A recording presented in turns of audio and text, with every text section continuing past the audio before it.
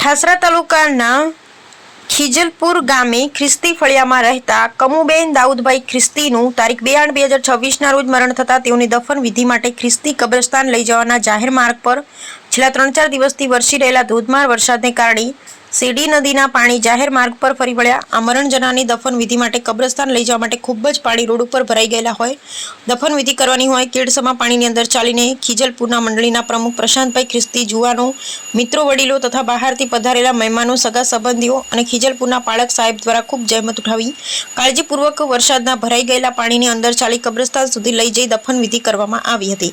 મંડળીના ખ્રિસ્તી ભાઈઓશ્રીને ચોમાસા દરમિયાન કોઈનું મરણ થાય તો તેવા પ્રસંગે કબ્રસ્તાન લઈ જવામાં પડતી તકલીફો મુશ્કેલીઓ સરકારશ્રી દ્વારા દૂર કરવામાં આવે અને જાહેર માર્ગો પર ભરાઈ રહેતા પાણીનો નિકાલ કરવામાં આવે તેવી માંગણી છે। ધારાસભ્ય સાહેબશ્રી દ્વારા સરકારમાં રજૂઆત કરી ખીજલપુર ખ્રિસ્તી ફળિયાથી કબ્રસ્તાન સુધીના જાહેર માર્ગ ઉપર ભરાતા પાણીનો કાયમી નિકાલ કરવામાં આવે તેવી માંગણી છે। કમુબેન દાઉદભાઈ ખ્રિસ્તી ખીજલપુર ગામના વતની તેઓ સવારે પ્રભુમાં ઊંઘી ગયા અને તેમની દફન વિધિ ખીજલપુર ગામે કરવામાં આવી। આવા સમય કમર સુધીના પાણીમાં ખીજલપુર મંડળીના જુવાનો ખભે લઈને દફન વિધિમાં લઈ ગયા।